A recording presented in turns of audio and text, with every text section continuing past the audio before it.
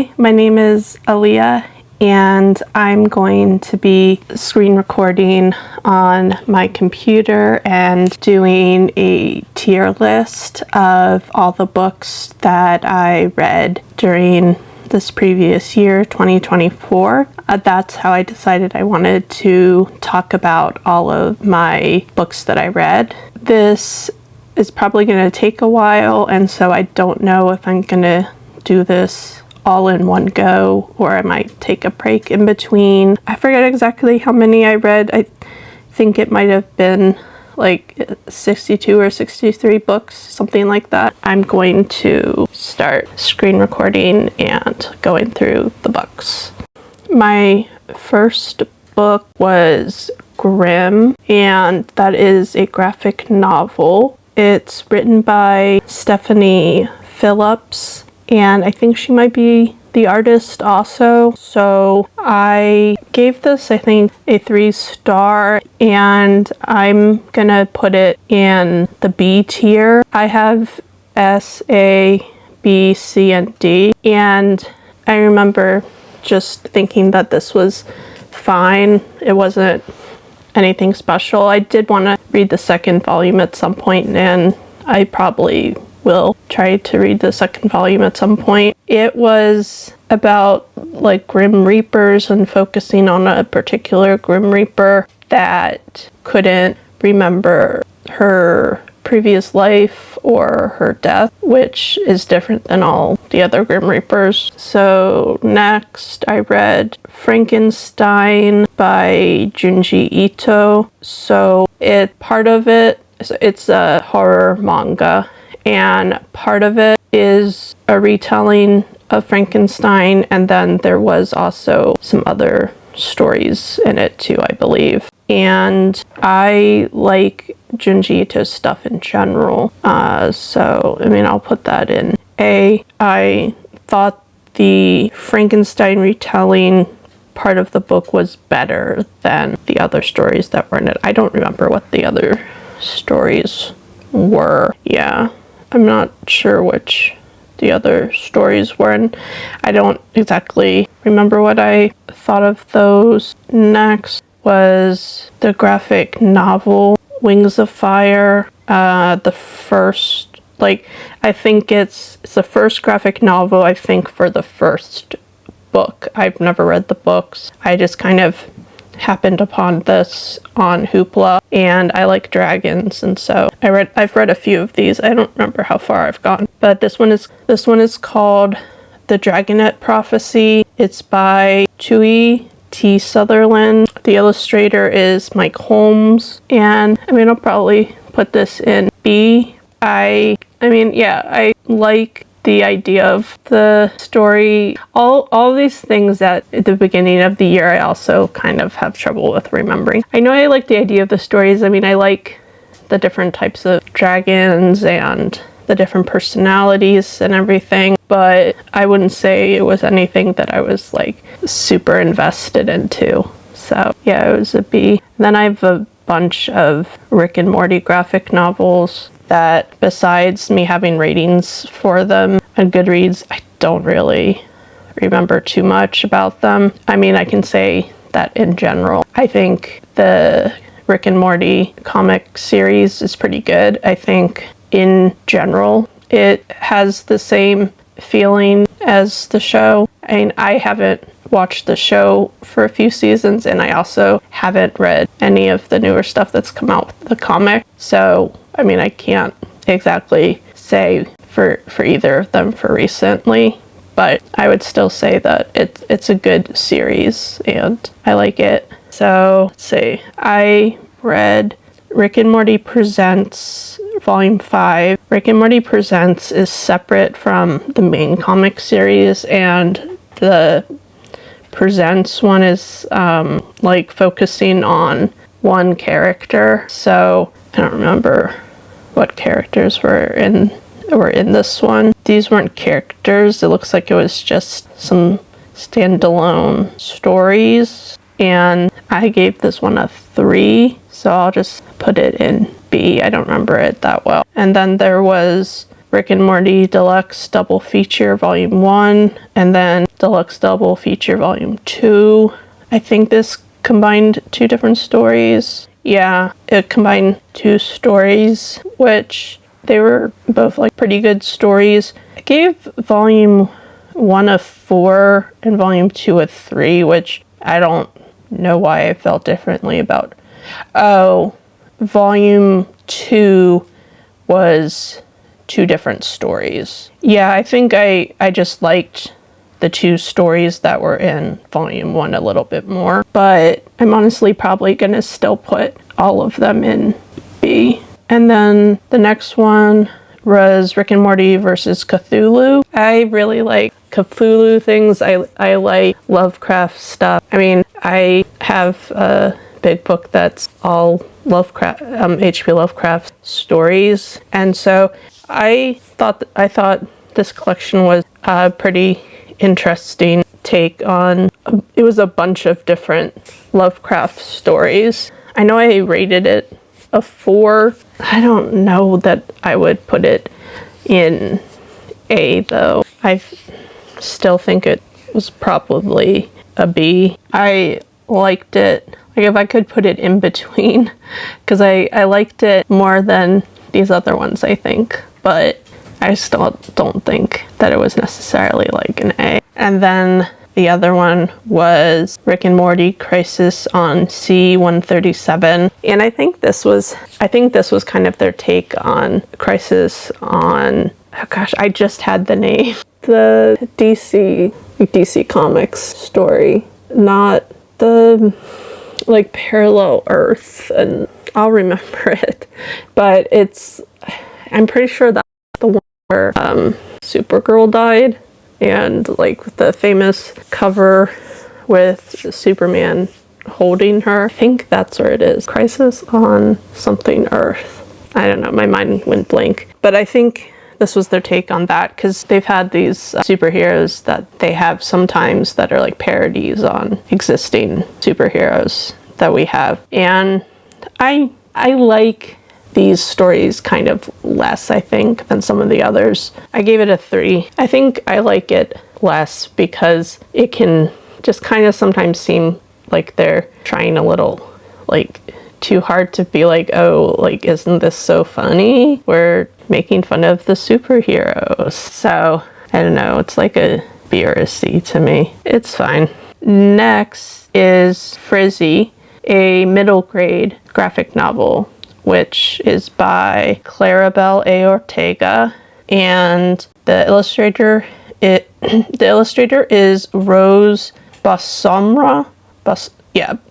Rose Bassamra. And I've read this twice, and both times I thought it's 5-star. So I don't know if I want to put it in A or S. I guess I'll put it in S. I mean, I really like it. It's about a girl that's middle school age, and I'm not sure if it specifically says where her family is from, but she's Afro-Latina, I believe, and she has very curly hair that her mom makes her go to the salon and get it straightened. And there's very much this story of what is good hair and bad hair, and this idea of she, has a cousin who is more European looking, has blonde hair that's straighter, and within the family she gets praised for that, whereas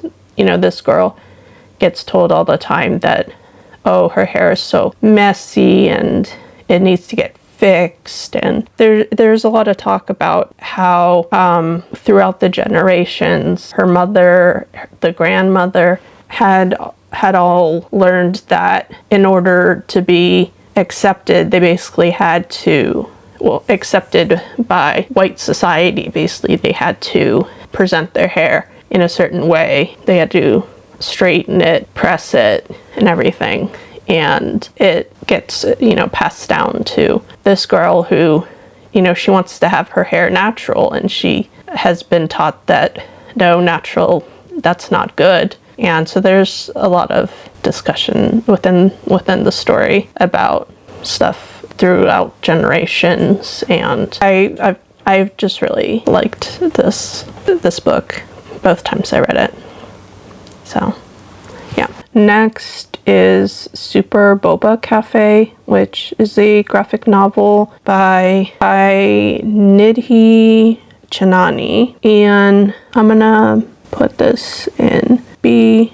I gave it 4. It's a middle grade graphic novel. It's about a middle school girl that like goes for the summer, I believe, to work with her grandmother at a boba cafe, and there ends up being like this monster that they have to feed boba to so that there aren't earthquakes. But I mean, there's also another like underlying story and everything, and so I thought it was a cute story. It was enjoyable. Like plenty of things I read, I didn't think it was amazing, but I thought it was cute. I enjoyed reading it. You know, it's something that I think is worth reading if you just kind of want something nice and enjoyable. Then I read 0 Days by Ruth Ware, which kind of surprised. I only gave it 4 stars.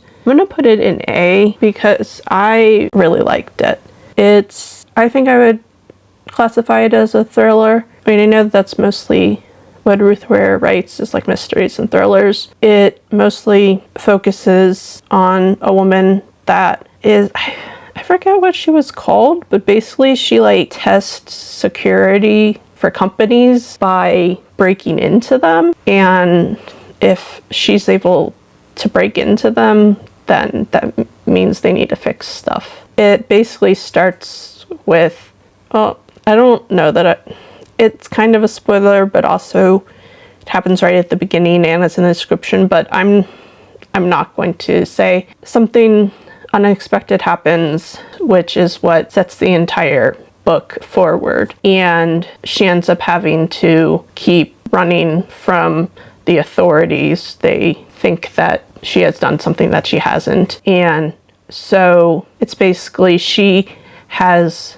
all of these skills, and so she is able to stay ahead a fair bit. But there's also a lot of like there's the thrilling aspect, which is, you know, really fun to see like what's gonna happen. There's mystery to figure out what happened, like what really happened with this situation, and then there's also some really emotional like sad aspect to it. And I'll just say that I think one of the reasons why I like remember it and rated it high was because at the end, like there are parts of it that do really hit you, and I was like kind of teary by it, because it's like some things are happy and done, but then there's one thing that's like never going to be happy. And there's just like, I don't know, it was written well in the fact that I could feel the emotional aspect of it. So I really liked this one. And I don't know how many Ruth Ware I've read, not like a ton, but what I've read, I like her books. Then next I read a whole bunch of the Five Nights at Freddy's graphic novels, and for things that I read a whole series, I only put the one book up here to represent it. So I read the entire series, which is The Silver Eyes, The Fourth Closet, and The Twisted Ones. And so I have The Silver Eyes up here. And these are written by Scott Cawthon, which I believe is the creator of Five Nights at Freddy's. I've never played the games, but I am interested in the like lore and like story. And then I'm not sure. Okay, I think both of these people might be illustrators, Kiera Breed Risley and Claudia Aguirre. If you hear that, that's one of my guinea pigs. He's trying to get my attention. Hi, baby boy. I know. When I do something for too long that's not paying attention to him, he has to get my attention. Yeah. Uh-huh. I know. Baby, I'm busy. I'm busy. Okay. He's just a little baby. I mean, he's not a baby. He's like 3 years old. but he's very needy, so I call him a baby. So the Silver Eyes, I don't know. I'm probably putting these in C, even though realistically they're probably B, but realistically these are probably B, but I talked about this in a different video I did a while ago where I was talking about horror books that I had read. I think it was like at the half point of the year, like that I had read so far that year, in the year. And kind of why I probably am going to put this series lower is because it was a disappointment to me. Like, it wasn't that it was horrible, but I was really looking forward to this graphic novel series and everything, and I rated all 3 of them 3 stars. They were just kind of like okay. I think that probably the books themselves would be better. I haven't read them. I might try to, but like the story was just, it just kind of felt like I don't know, it felt like there wasn't enough to it, and it was also just, especially with the last one, if I'm remembering, I think it felt like things just kind of came out of nowhere.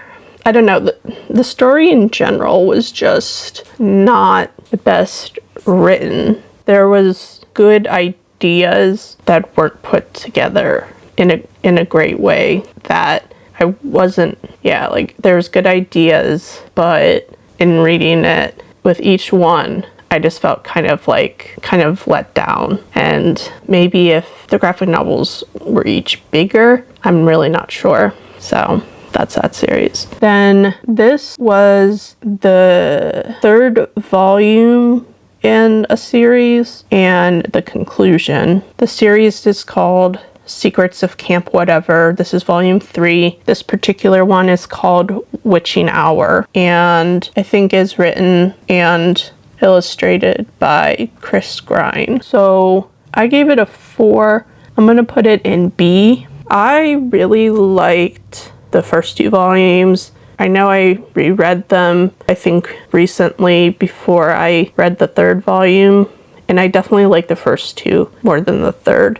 The 3rd isn't bad, it's just, I think he had a little trouble wrapping things up. I would say the first part of the volume is better, and then towards the end, it just felt everything just kind of happened. And again, I am trying to remember back to, when was this? February. So, it's the beginning of the year. But that's the feeling I remember, was that things just, the first 2 volumes, the way everything was laid out made a lot of sense in the books. The speed of the event worked really well. Nothing was too slow or too fast, whereas the pacing in this one was just not as good. I still think the story and everything was pretty good, but it just didn't have as good of pacing. Conclusion, from what I remember, I think it was a pretty good conclusion. Hi, I'm back. This is nighttime now. I had to take a break because my phone was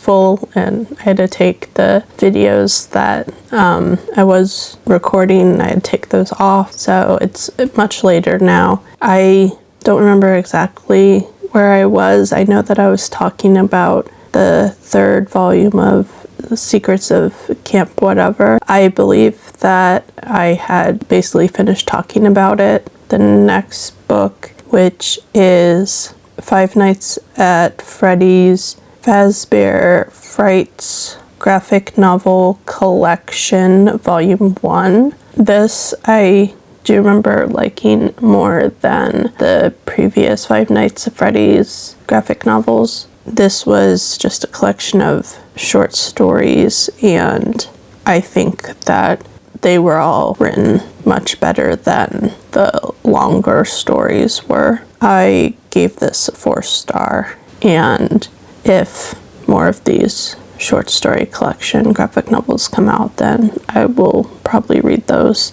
I put this in the B tier. Next book is The Rhythm of Time, which is by Questlove and S.A. Cosby. I've read from S.A. Cosby before, and then I'm assuming this is the first thing written by Questlove. I'm not completely sure on that.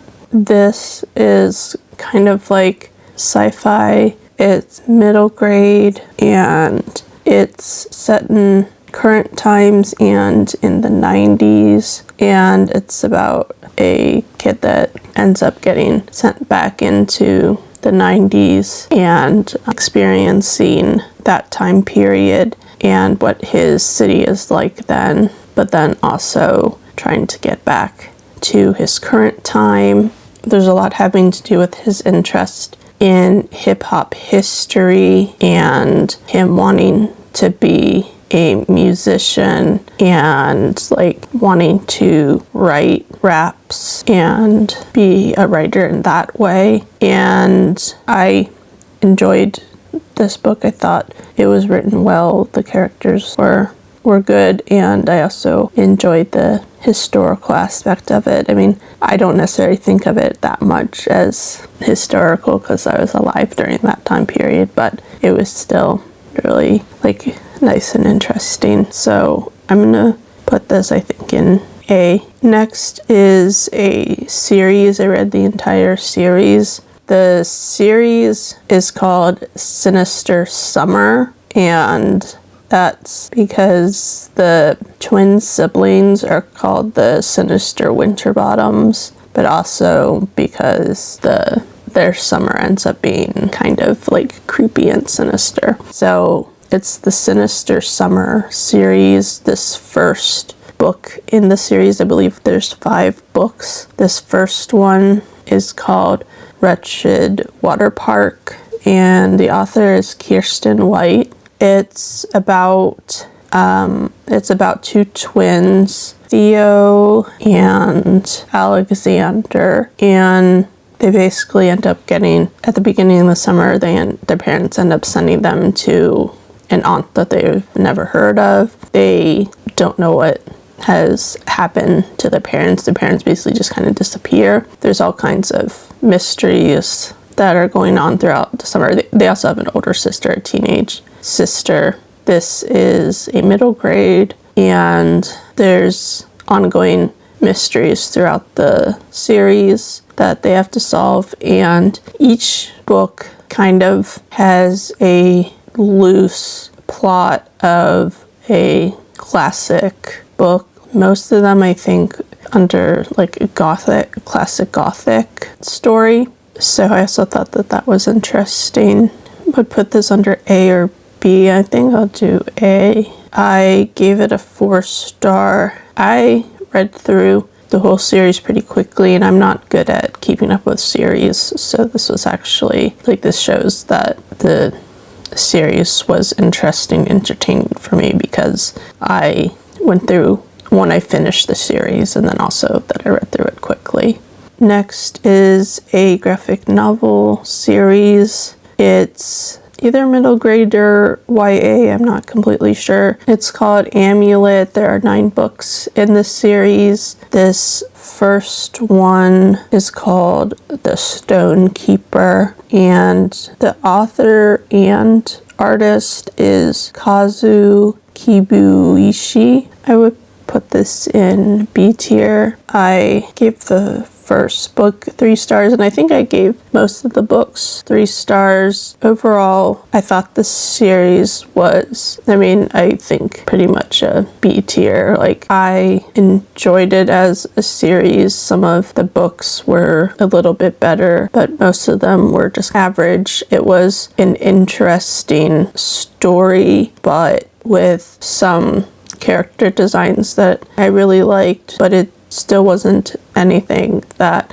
I thought was like revolutionary or anything, but it was enjoyable, and the art was good, the colors were good, so I'm glad that I read it. Next is, I don't know if it's set as Spy Family or Spy X Family, but Spy Family Volume 11. I read both Volume 11 and Volume 12. I have them separate on here. with me reading volume 12 later on in the year, I got completely caught up on what at this point had been published in English. So I've read everything current in this series. This was like one of my favorite new things that I discovered in 2023. I really like this manga. Yeah, it's a manga series that I would say is supposed to be set in like a fictional Eastern European country that's divided in like an Eastern and Western areas, and the Eastern and the Western are at war with each other. And the main character is a spy. I forget for which side, but he ends up going into a fake marriage with a woman who, so he's a spy, she's an assassin. They do not know this about each other, and they have like their own things they have to do secretly, and they also have to maintain this marriage from the outside to others, and they have an adopted daughter for their appearance of a family, and the daughter is a psychic, but they don't know this about her. She doesn't tell anyone. She's very young. She's like 5, maybe 8, but I really enjoyed it as a series. For this particular volume in general, I gave it a 4. And I mean, I think I've liked every volume that I've read. I don't know if one was better than the other, so I don't know if I would put it in B or A. I'll probably just put it in A because I think Spy Family is one of my favorite things I read. Oh, and I didn't say who has created Spy Family. It's by Tatsuya Endo. Is the writing and the art. Next is Cat and Gamer Volume 1, which is another manga that I just found on Hoopla one day, and it was about a cat, so I thought it looked cute, and it was cute. I think it was pretty, just kind of general, but I do want to read the next one at some point. I'm putting it in the B tier. It's by Wataru Nadatani, and I believe that is the writing and the art as well. And the storyline, I think, was a woman that's like a game programmer finds a kitten that was just kind of like abandoned in her work parking lot, and she'd not had a cat before, and she ends up adopting it and just kind of adapting to having a cat. So then I read Snot Girl Volume 1 by Brian Lee O'Malley,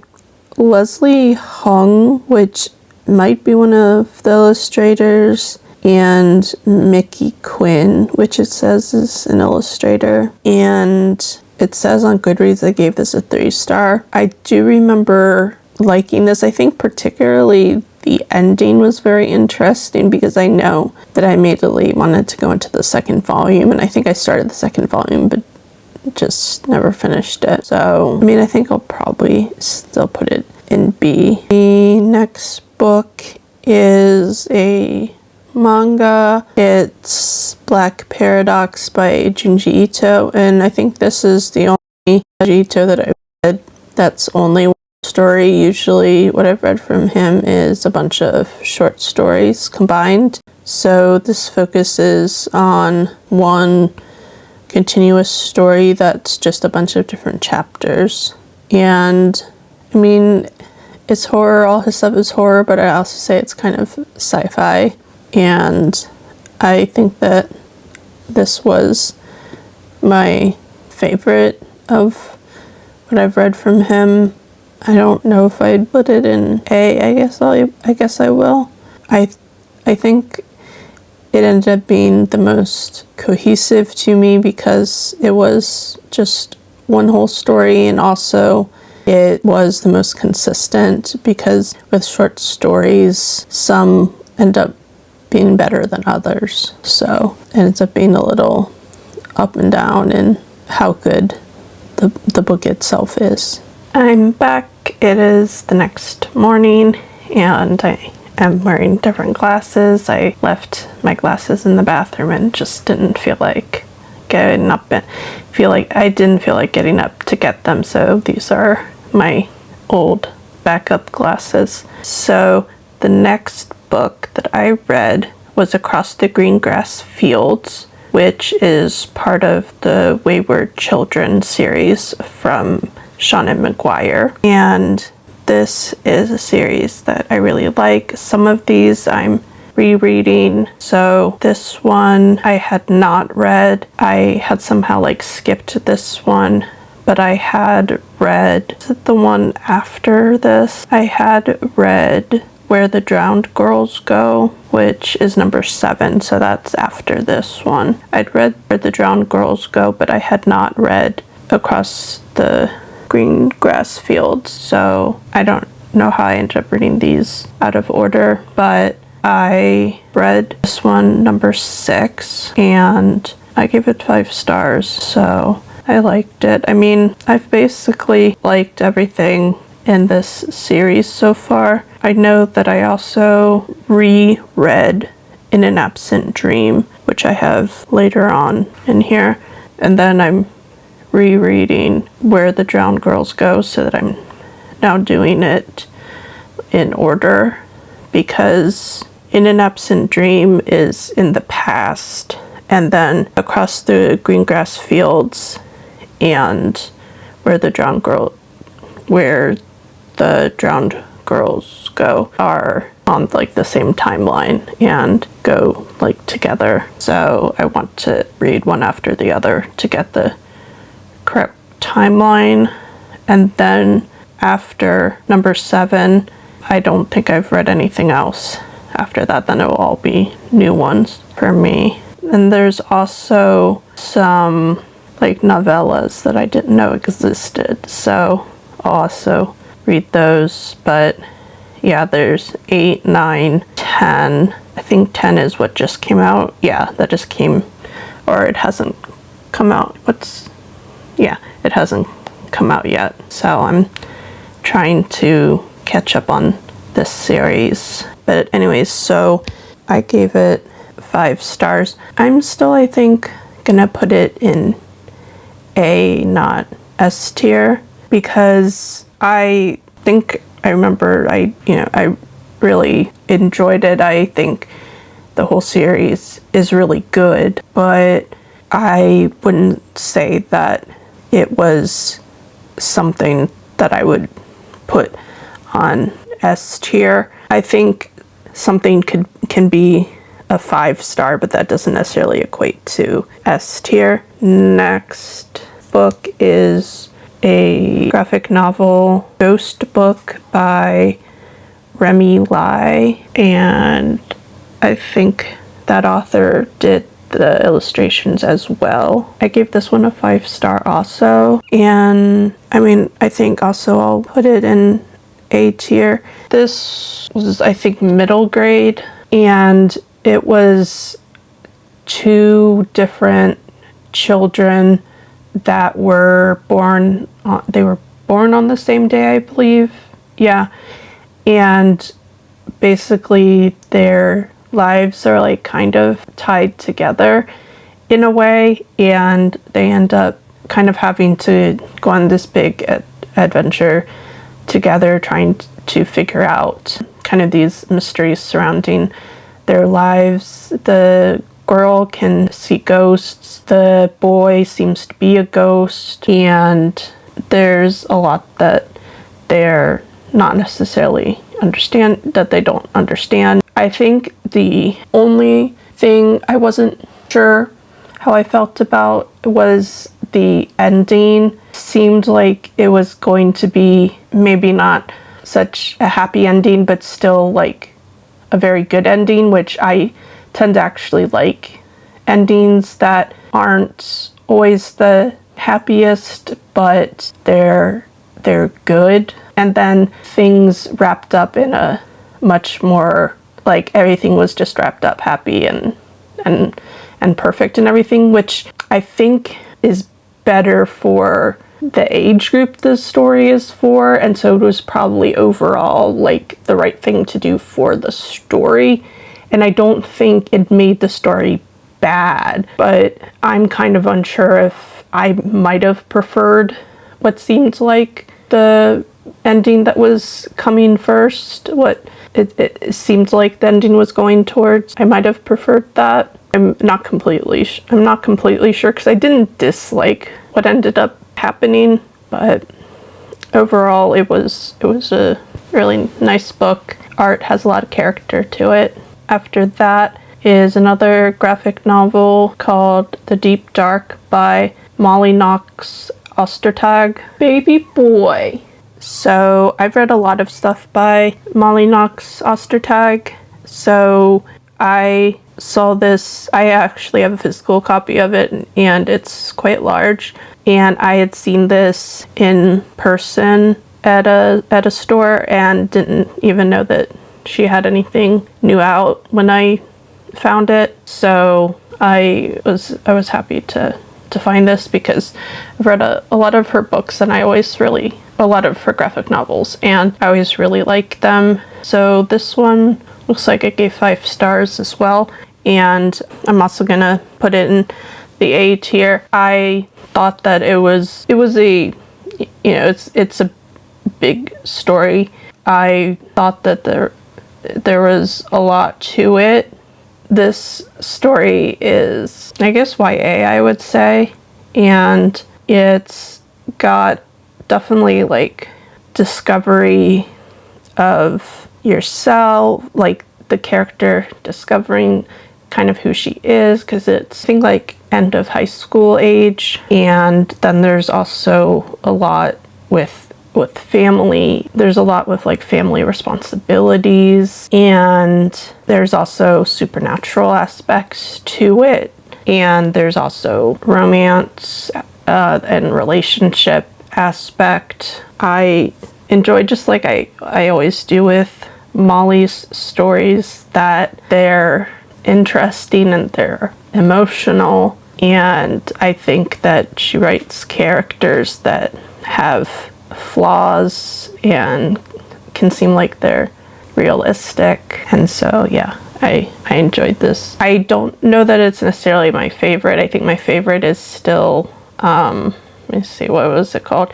I know it was Mermaid, The Girl from the Sea. The next one I have on here is like a graphic short story collection of, it's horror short stories, Bad Dreams in the Night by Adam Ellis. I had just like come across this on Hoopla and was very curious about it. So I'm back. I got cut off from recording. Part of what I recorded, like the last 2 books, my phone didn't record, so I have to do those over. I'm actually a bit upset about it, because I really liked what I said about those 2 books, and now I have to do it over again, but it's okay.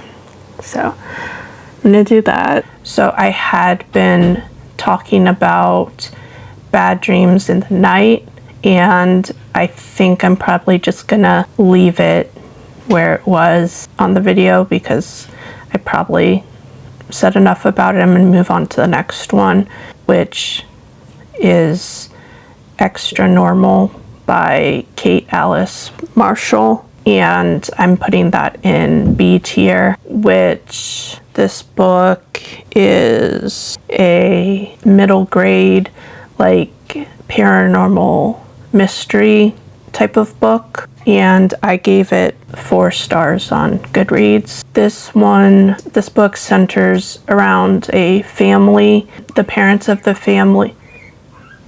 Excuse me. Yes, you're over here. I know. Hello. The parents of the family work for like a paranormal organization within the government, and the mother has some like psychic abilities, and there's an older daughter and then several younger siblings, and all of the younger siblings are all adopted and have like various paranormal abilities. They're like different creatures and stuff, and they've just been kind of acquired over the years. And then the oldest child, she is just like a human. She doesn't have any sort of abilities, and she has a lot of responsibility for her siblings because they're much younger. She's the oldest, and then there's also kind of the fact that she's the normal one, so she kind of definitely struggles with the fact that she has a lot of responsibilities, but also that she isn't like special like they are. And the book mostly centers around this week that her parents go away, and there are adults supervising, but she also is given a lot of responsibility to watch her siblings during that week. And something seems to be happening within her neighborhood, something strange, and she really wants to figure it out and not have to tell her parents or the adults that are watching her. And I liked the characters, the kids. I thought the mystery was good, and I also liked the ending because it kind of, like I was mentioning earlier, how this one didn't completely wrap up perfectly, and I liked that. And also seemed like maybe there's going to be a sequel, but I'm not sure. It doesn't say anything about there being a sequel yet, but I liked how it ended. And next is a graphic novel, Houses of the Unholy, by Ed Brubaker, the writer, and Sean Phillips is the artist, and they've worked together on a lot of different comic graphic novel series. Usually, from what I know, they do a lot of noir crime type of series, and I did read Fatale also, which I will mention later on, which is by them. I think I had ended up putting this in B. Yeah, I don't know if I want to put it in B or A. I think still I want to put it in B. I gave it 4 stars on Goodreads. This has to do with the Satanic Panic. So like what happened in the 80s and 90s with people basically freaking out. That part of it had to do with people thinking that everything, like Satanism, was like everywhere, but also there was very specific instances with, I believe the daycare was called McMartin School, where there were parents that basically decided that their children were being used by their daycare workers for like satanic rituals, and the people, the investigators and the psychologists did not investigate in the correct way, and the way they asked the questions to the children and everything was like really incorrect. And so the children just ended up coming up with all of these stories of all these horrible things that happened to them that ends up never actually happened, and people did get arrested, and it was found that absolutely nothing ever happened. So this was all just like panic and hysteria and incorrect investigation, and just how the mind is very malleable, like memories and everything. So I do find things like Satanic Panic to be very interesting, and this book, it's fictional, but it does have to do with that. A fictional person that is one of these children that, you know, said, oh, we were part of these rituals and this stuff happened, and now she's an adult and dealing with all of this like guilt and everything because, you know, she as a young child testified that things happened to her in court, and there was repercussions that happened and everything. So it kind of starts from there, and then there's an FBI agent that finds her because some of the other kids now as adults, someone is killing them, and the deaths seem like they could be cult related. So I was really interested in the synopsis.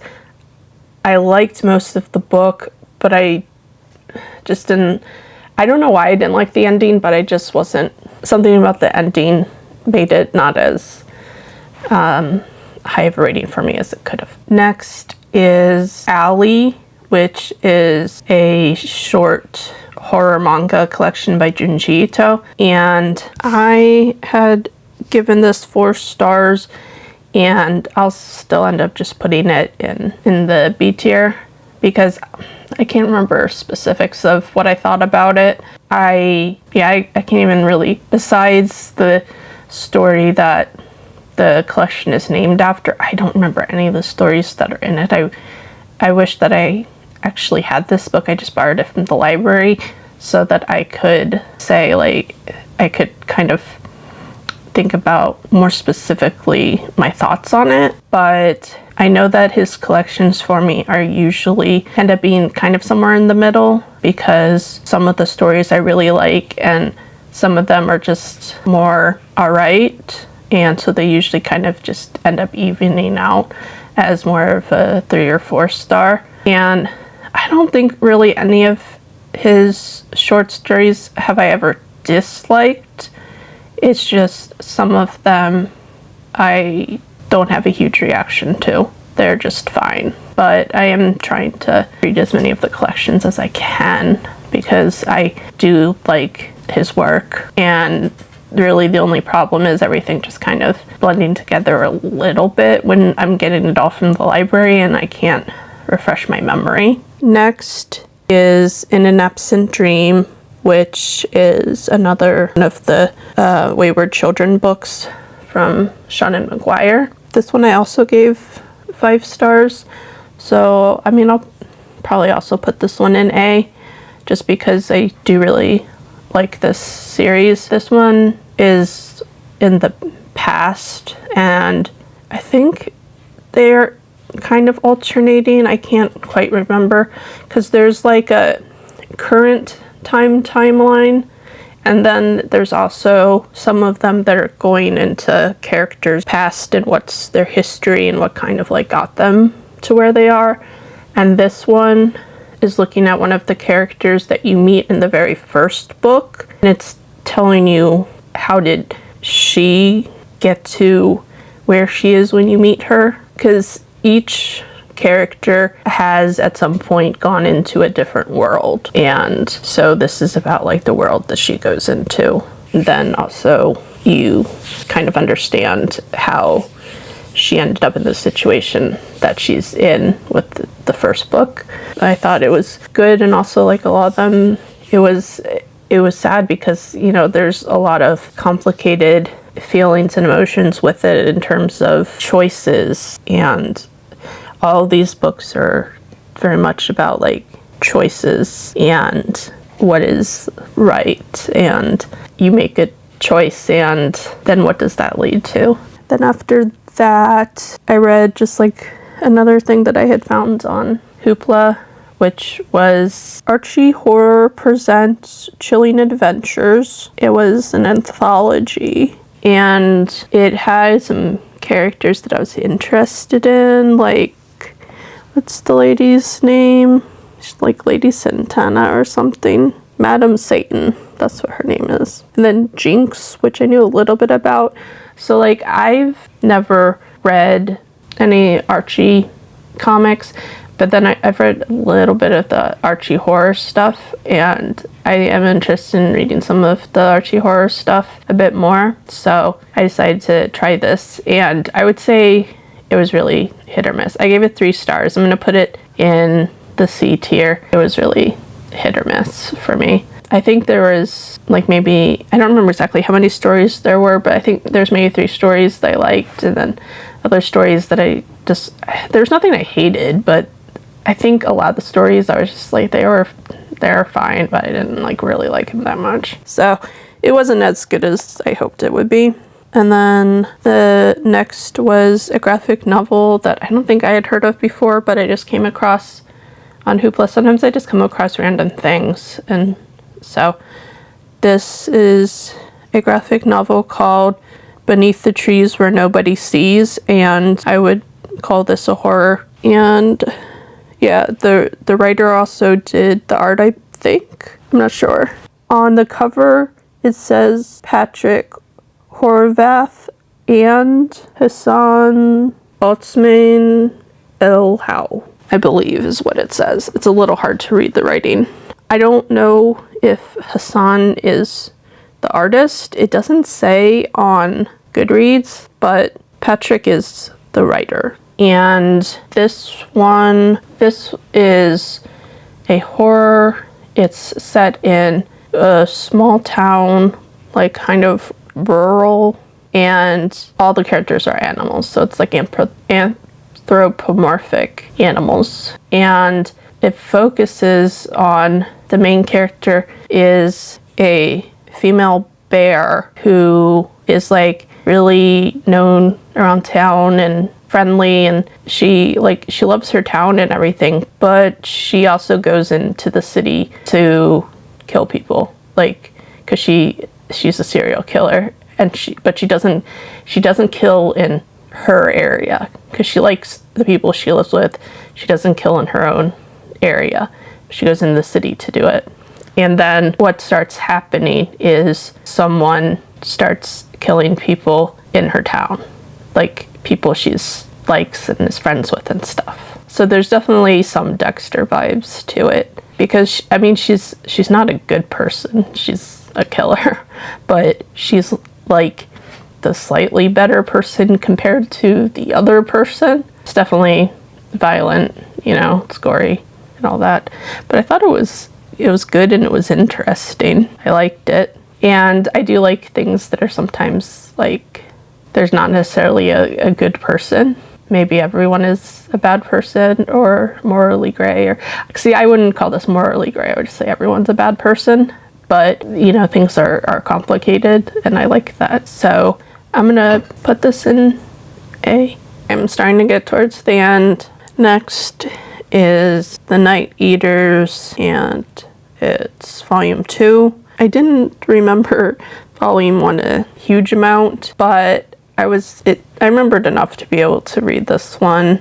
And it's a graphic novel, like horror paranormal. It's by Marjorie Liu and Sana Takeda, which is the same team that does Monstrous, which I did start reading. I read several volumes of it, and then I just haven't gotten back to it. But I do really like that series. Some of the same vibe, because it's very different series. It's very different world, but same art style.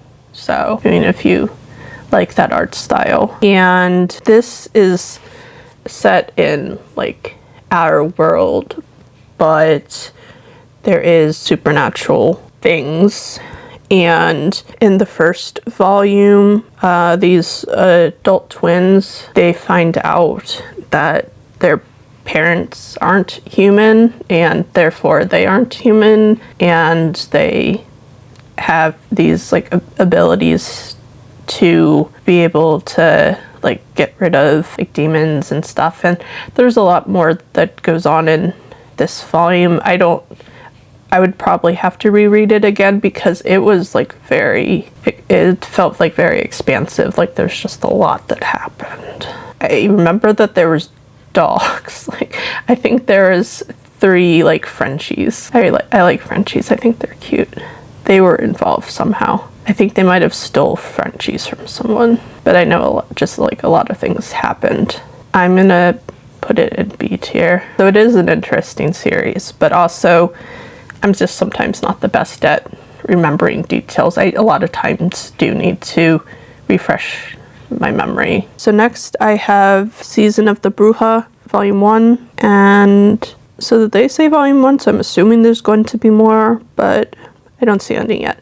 Anyway, so it's by Aaron Duran is the writer, and Sarah Soler is the artist. The art was very nice for this, and I gave it 3 stars. So, trying to remember exactly what I had thought of it. I think it was one of those books where I liked the idea of it, but not completely the execution. Oh, I think I didn't say it's a graphic novel. Yeah, it's a graphic novel. I think that I definitely liked kind of the feel of it, what maybe it could have been, but I wasn't fully into how it ended up. But I would still read the second. I would like reread the first volume, see what I thought of it again, and I would read the second volume because I didn't dislike it. I think it was a 3-star where it was alright. So, I mean, I put it in B. The next one is one that I was really hoping was going to be better, but it wasn't. It's a graphic novel. Long title. John Carpenter presents Storm Kids' Monica Blue, a Werewolf Story. And it's by Steve Niles. The artist is Damien Worm. And I don't know. I mean, it's one of the ones I'm going to put in C tier mainly because I expected more of it. And there wasn't much to it. It has an interesting cover, and the description for it is cool. It's about a teenage girl that becomes a werewolf. And I don't know, it just felt like a very incomplete story. I don't know, there just really wasn't much to it. Like, it was just a weak story.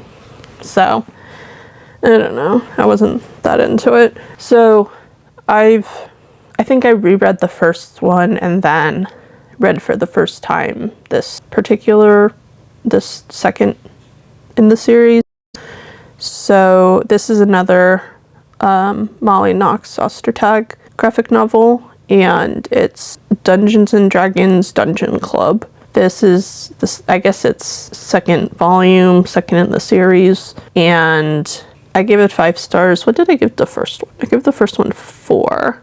I have never played Dungeons and Dragons. I've watched people play Dungeons and Dragons, and I like the idea of it, but I don't have the attention span for Dungeons and Dragons or really any board games. But it was by Molly Knox Ostertag, and so I was interested in the series to begin with, and I liked the first one, so I was excited to try the second one, which I'm going to put it in A tier.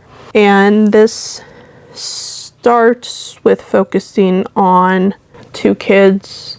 They're middle school age, yeah. So this is, I guess, middle grade. And I think they've been like best friends for a while, if I remember correctly. And they've like always played Dungeons and Dragons together for a long time. One of them is much more like outgoing than the other and wants to start a club at their school to get more people to play with them, and that kind of is, I believe, in the first volume. That's what the conflict is, that the more introverted friend doesn't want anyone to join their club and doesn't want to be friends with the people that join. And the conflict in this book, I think, is more like personal stuff between each person. Like, you get to know each of the characters more and some like interpersonal stuff happening with them. Oh, and it says that there's an illustrator, so she didn't do her own illustrating. I might pronounce this name wrong, but Xanthe Boma, it's Xanthe.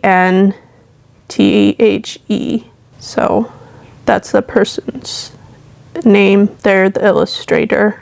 And yeah, I think that this one had a lot more involved with the book, and that's why, if I remember correct, that's why I liked it more.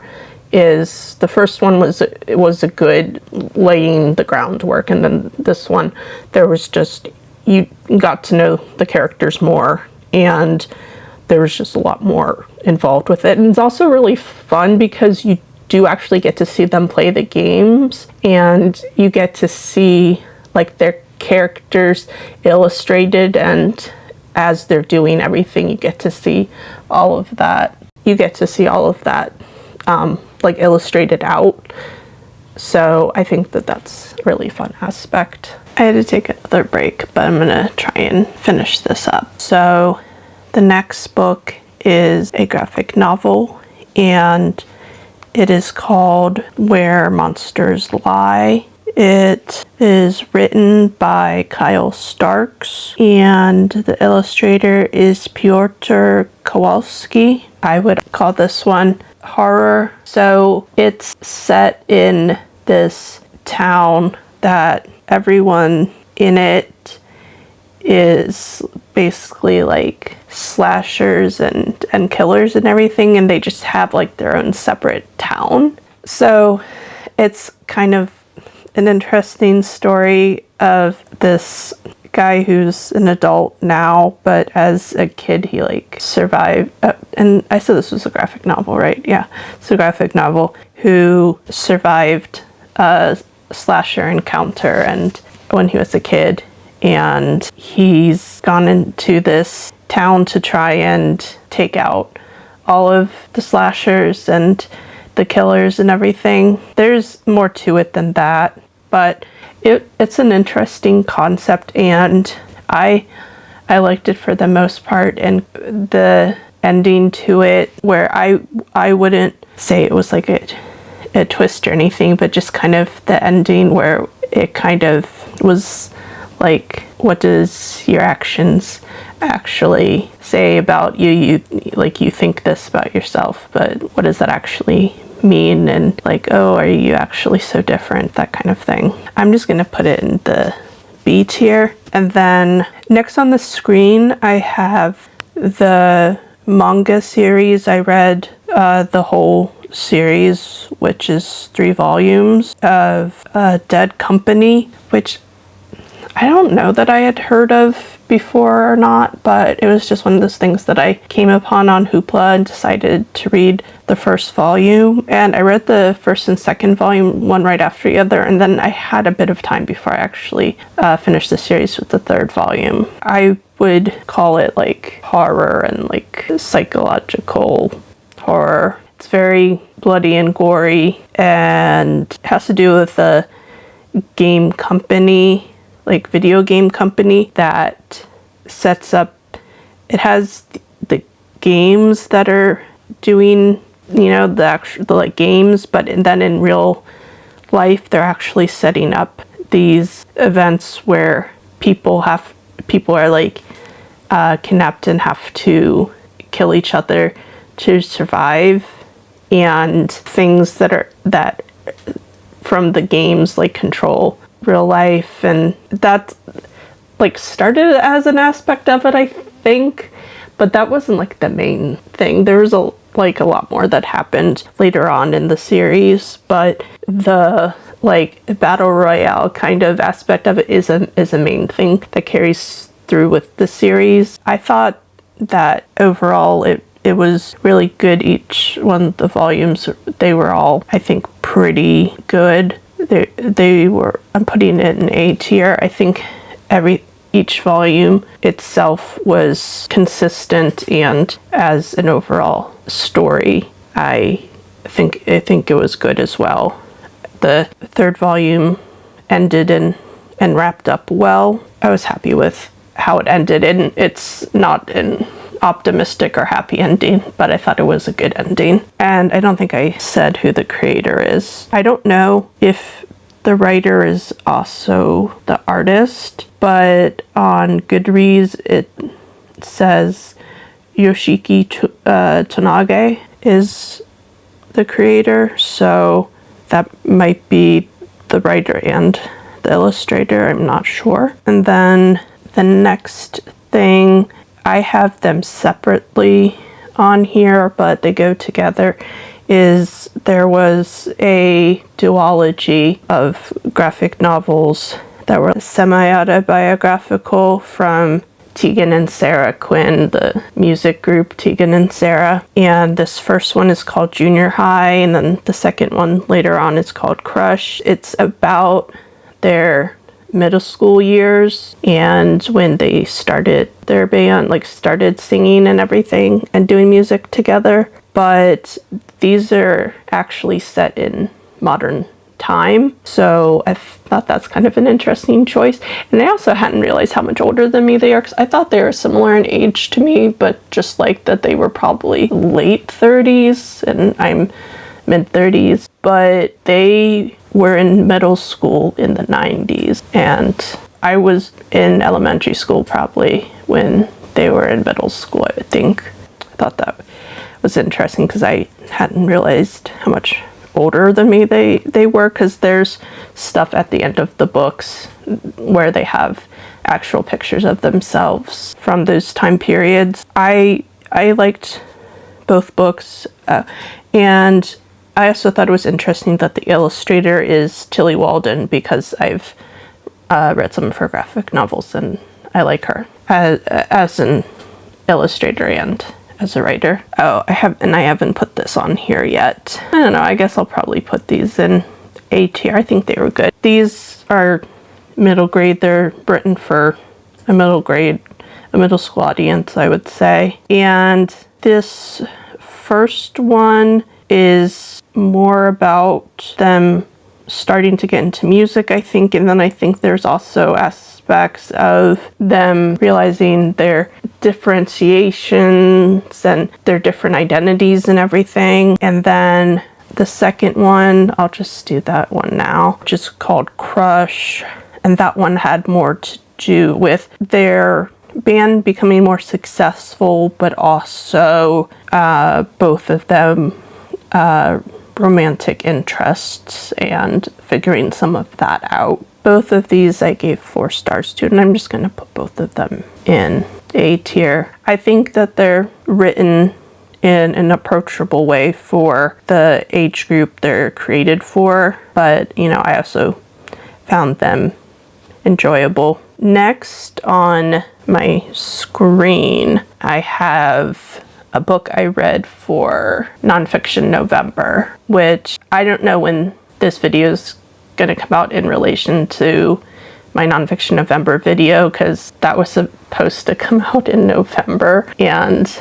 it's February now, and I'm still working on the Nonfiction November video because I've just continuously had to push it aside to try and get other things out. So this video will probably come out before the Nonfiction November one, but a few of the books in here are Nonfiction November books. This one was Felines of New York, A Glimpse into the Lives of New York's Feline Inhabitants, and it's by Jim Toos. This is photographs of different cats in New York, and this came out in 2015, and I've had it for a long time. I like cats, and so it was one of the 2 New York cat books that I read, and I only gave it 3 stars because I thought it was just kind of like, it was fine, and I'm probably going to put it in C because the other one that I read was much better. I actually read 3 cat books for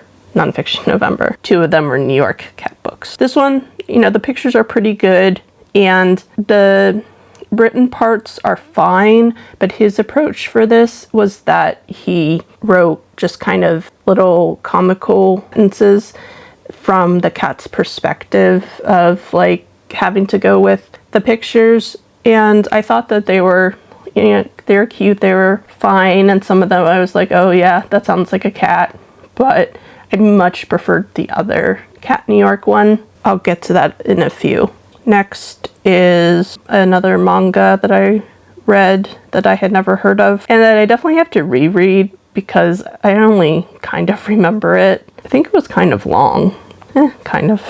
The Kurosagi Corpse Delivery Service Volume 1 by Eiji Utsaka and Housui Yamasaki. This one, I just don't remember too well is the problem. What did I give it? I gave it 3. I think it was like a higher 3 than a C, so I'm gonna put it in the B tier. I remember finding it interesting and that I do want to read the next volume. It had to do with this group of, I think they were college students that have like different kind of psychic related abilities, and they use those to basically, like, bodies that are not at rest, they figure out what the dead person needs and do that. But I think it was not like spirits, it was like the actual bodies are not, it's not zombies, but like the bodies are like physically animated and stuff. But I do want to reread it because sometimes I just don't fully process things. So moving on to Out There Screaming, an anthology of new black horror. The editor for this is Jordan Peele. So this is a written anthology of horror stories. All of the authors are black, and it was some authors I'd heard of, some I hadn't. And I really like anthologies because I can find new writers that I'm unfamiliar with, and there's some writers that I've heard of but I've never actually read their books, so it's like you can get just a little bit of what their writing's like and see if you like it. And so I really like this. I gave it 5 stars because there was really only one story that I didn't like the last story, which I'm trying to remember who it was by, because it was someone that I do think that I like. The last story might have been by Tochi Onyebuchi, but I'm not sure. But the last story didn't really vibe with the format it was written in. It wasn't that the story was bad, it just, the format didn't work for me. All the other stories I really liked. The very first one was probably my favorite, and that was by N.K. Jemisin. I mean, I definitely recommend this if you're into horror. Yeah, like personally for me, I didn't really think there was any weak stories, but that was just me. I think other people, some of the stories, they just might not be into. So I don't know. I'm probably gonna put it in S tier because I just thought the whole collection was just really strong. And then next is another graphic novel, another horror graphic novel, and I think the writer's also the illustrator. It's called The Night Never Ends, and it's written and illustrated by Steve Thusen. I gave it 4 stars, and I'm gonna put it in the B tier. This, to me, it was an interesting premise, and I think for the most part it was executed well, and it was about a group of friends that are getting together for one of the group's 30th birthday, and everyone's not like exactly vibing well. They go back to their hometown, and they end up going to like an old abandoned house and end up running into a cult, like trying to sacrifice people, and basically they're just like having to try and get away and stuff. But there's also some aspects of dealing with past and what each of them are trying to do with their future, and stuff like that while they're trying to escape and all of that. My next one is the New York cat one that I liked more. This one is called Shop Cats of New York, and this one came out in 2016, so they're around the same time. The writer for it is Tamar Arslanian, and the photographer is Andrew Martilla. So the photos in this are much better, I think, than the other book, but I also much prefer the writing in this one because I'm putting this in the A tier. The writing is much better. It focuses on the cats and their personalities, how they got into the shops, and how they came to be in the shops, how they interact with the people that come to visit, and you just get to really know about these cats, the people that own the shops, and everything. And so I really liked this one because you get these great photos that show personality, and you also get to really know about the cats and the people. I much preferred this one. Then I have Everyone on This Train is a Suspect, which is the second book in the Ernest Cunningham series by Benjamin Stevenson. So it's a mystery series, and I really like this series. I'm gonna, I guess, put this in A. I actually gave the first book in the series to my sister-in-law for Christmas, Hanukkah, because I really liked both books. I think that they've both been very good. And then I have the third book. I mean, I started it, but basically I haven't read any of it yet because I've been trying to read too many other things. I'm not going to say too much about the second book because while it is a completely different story that you could probably kind of read as a standalone, I still think like you should read the first one. But the way that they're written, I do think is interesting because they are written as if what you are reading is nonfiction. I mean, these are fictional mystery books, but they are written as if they are his true accounts of what has happened to him. And both the first and second are mysteries that he solved because, you know, people started dying and he solved them. I like the way that he's written them in first person and like you are reading his memoir or something and he's saying like, this is my, you know, published book that people are reading, and he's talking about like, I am writing this book and stuff. And I think that's an interesting way. And I think some people wouldn't, like, I've definitely read some reviews where people did not like that aspect of it, but I think it's interesting. My other cat book that I read for Nonfiction November is from the British Museum in the spring of this past year. I went with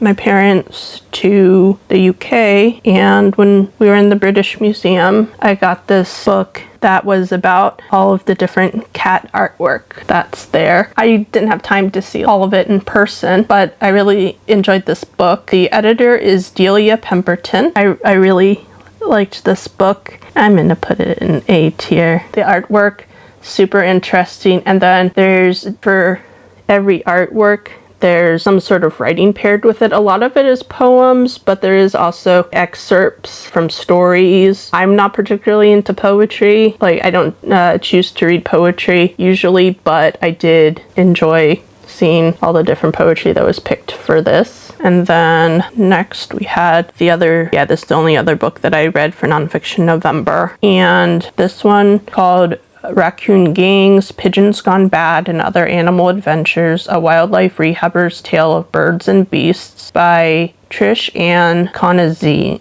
I'm gonna say Trish Ann Konizny. This one was complicated for me because there's aspects of it that I really liked. I liked her writing. I really liked the stories she told about the animals. But what I didn't like was it was very religious. She's a pastor's wife, and so there was a lot of aspects of Christianity in it and talking about Christianity. But I talked about this in the Nonfiction November vlog. I didn't want to grade it down too much though for that aspect because this was basically like a memoir. Like, this is her writing her experiences. I didn't think that I should grade something down that was her writing her experiences in Christianity as a part of her life. So I felt bad kind of grading it down too much when it was just something that I didn't particularly like, but it wasn't bad. So, I mean, I gave it 3 stars, but that was something I didn't super love. You know, there was like 2 chapters that I just kind of fully skipped. But in general, like, I still think it was a good book. You know, that was just my own personal kind of feelings towards it. Now's the series Fatale. So I read the compendium, so that was the entire series, and it's a graphic novel, and that's Ed Brubaker, Sean Phillips, and Dave Stewart. So Ed Brubaker's the writer and the other 2 are artists. And this has their like crime noir feel to it, but this is also fantasy. This definitely has Cthulhu cult stuff as well. I really liked it goes through a lot of different periods of time, and I liked the stuff in the past, and I really liked most of it. I personally wish that there was a little bit more explanation on what was going on with the main character with the whole Cthulhu stuff and kind of her. You do get her background, but you don't like fully get. I wish we got a little bit more answers, but I also think it was good the way they did it, and I liked the ending. I think it was a pretty good ending, so I'm gonna put it in B and try and wrap things up. Next was Gravity Falls Journal 3. So Gravity Falls, like the animated TV show, there is a Journal 3 that is kind of a recreation of the actual Journal 3 from the series, and it is by Alex Hirsch, the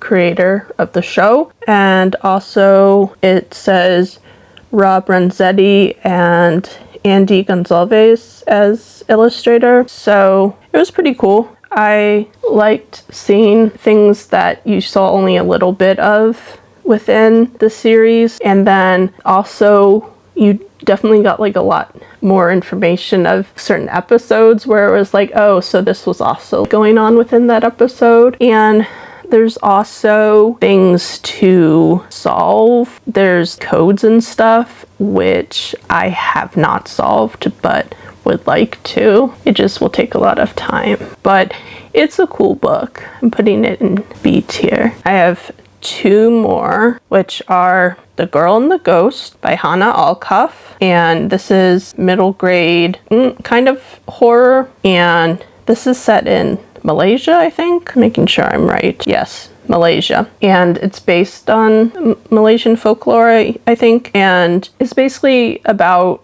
a little girl that ends up being kind of bound to this type of spirit demon type thing, and they end up kind of like growing up together. But there's a lot more to it, and I was really liking it. And then it was definitely the ending, which was very sad, but you know, there was kind of some hopefulness to it also that like I think really sold it, and I gave it 5 stars. So I don't know if I want to put it in A or S, but it was very good, and I would definitely recommend reading it. I don't know if I want to put it in S or I'll just put it in S. I don't know. And then the last thing I read was actually an audiobook. Strange Thing Happened in Cherry Hall by Jasmine Warga. I gave it 3 stars. I thought it was pretty good. It was a middle grade. I'm gonna put it in B tier. A boy trying to solve a mystery of a painting that went missing at the museum his mom works at, and like a new friend he made, and like it was cute. It was good. It was an enjoyable story. I don't think it was amazing or anything, but like I think it's an enjoyable story that I think is worth reading or listening to. It was a pretty short listen. I don't know if this says how long it was, but I think one of the reasons I chose the audiobook is because it was 3 hours or something. So that's everything. So I gotta, put this all together. But if you made it all the way through, thank you for watching this, and like if you want to, subscribe if you want to. Okay, bye.